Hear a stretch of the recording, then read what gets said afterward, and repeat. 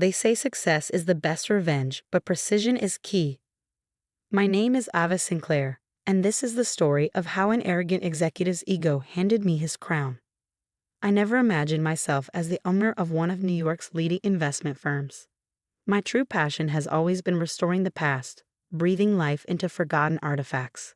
That's why my weekends were spent running Timeless Finds, a cozy antique shop in a historic neighborhood, while weekdays saw me as a senior analyst at Blackstone Financial. Corporate life paid the bills, but my heart resided in that little shop. Every item on its shelves had a tale just like me. My late grandfather, a skilled restorer, had passed down his knowledge of antiques, teaching me how to see value where others saw ruin. After he passed away 6 years ago, the modest inheritance he left allowed me to open the store of my dreams.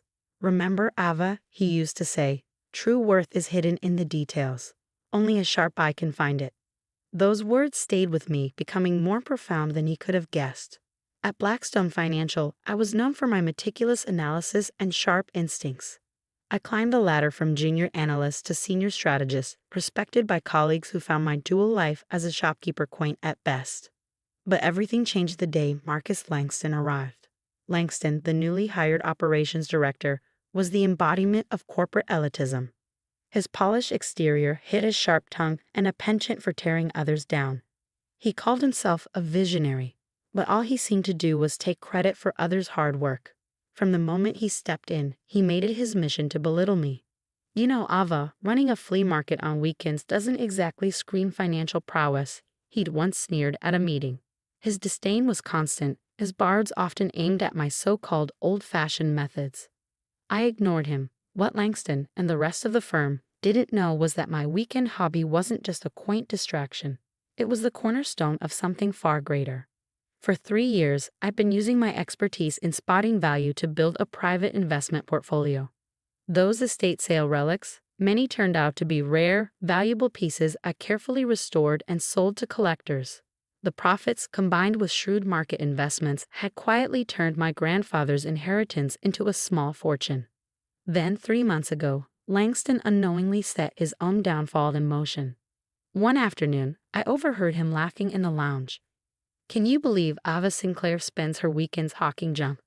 I wouldn't trust her with my pocket change, let alone our firm's assets, he crowed to a group of junior executives.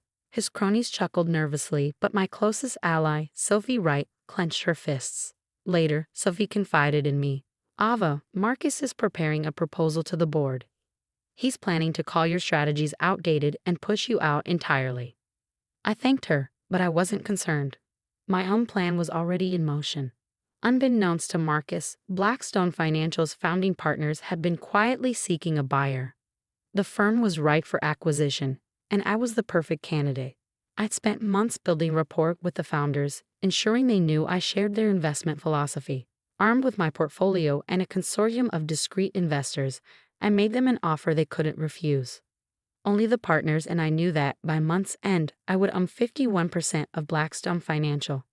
The Saturday before the transition, Marcus strutted into Timeless Finds, his designer suit as loud as his ego. Well, he sneered, picking up a restored Tiffany lamp. Thought I'd see your little operation before Monday's meeting. Quaint, isn't it? Is there something I can help you with, Marcus? I asked coolly. Just a heads up, after my presentation on Monday, the board will see the firm needs fresh leadership. Let's face it, Ava. You're better suited to running a thrift store than a financial institution. I met his smirk with a polite smile. Funny, I have a feeling Monday's meeting will be unforgettable. Marcus laughed, the sound oozing condescension. I'll miss your optimism. Monday dawned bright and clear. I arrived at the office wearing my grandfather's vintage Patek Philippe watch, a symbol of the legacy he'd entrusted to me. Sophie intercepted me at the elevator, panic in her eyes. Ava, Marcus is in the boardroom now. He's tearing into your strategies. You need to defend yourself. I squeezed her hand. Patience, Sophie. Let him finish digging his hole. At 9 o'clock sharp, I strode into the boardroom. Marcus was mid-presentation, confidently proclaiming my methods obsolete. His smug expression faltered when he saw me. Ava, he said, feigning surprise. Didn't expect you here. Why would I miss such an important meeting? I said with a smile, Taking a seat. The founding partners exchanged subtle grins. They already knew what was coming. Marcus continued his pitch, oblivious to the undercurrent of anticipation in the room. As he wrapped up, Thomas Blackstone, the firm's eldest partner, cleared his throat. "Thank you, Marcus. Now, Ava, would you care to share your perspective?"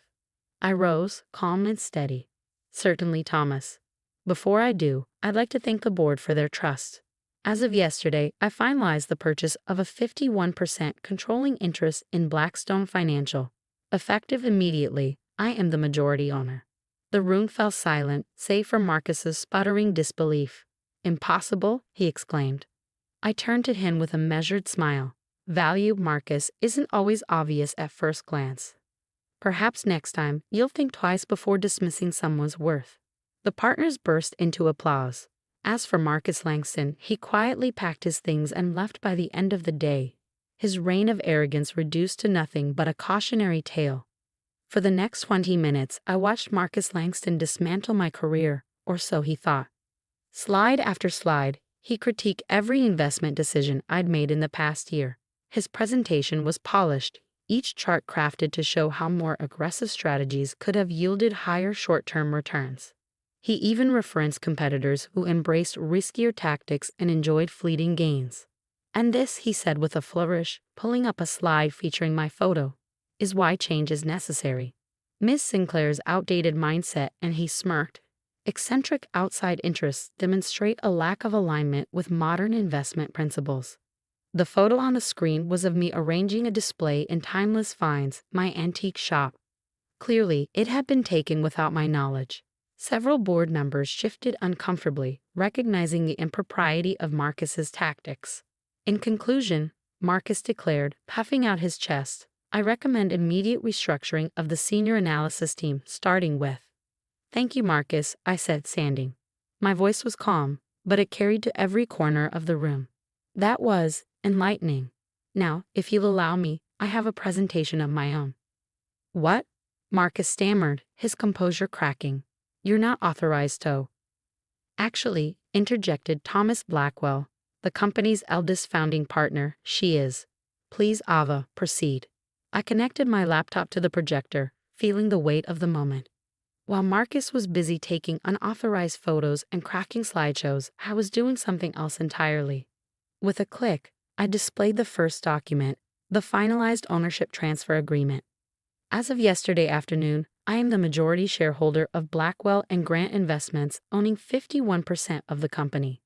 The room erupted in stunned silence, and Marcus's face turned a shade of crimson that would have been amusing under different circumstances. "That's impossible," he sputtered.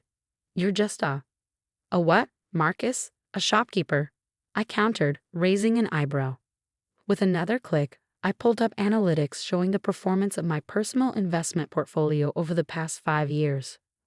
While you mocked my so-called junk shop, I was quietly building an empire.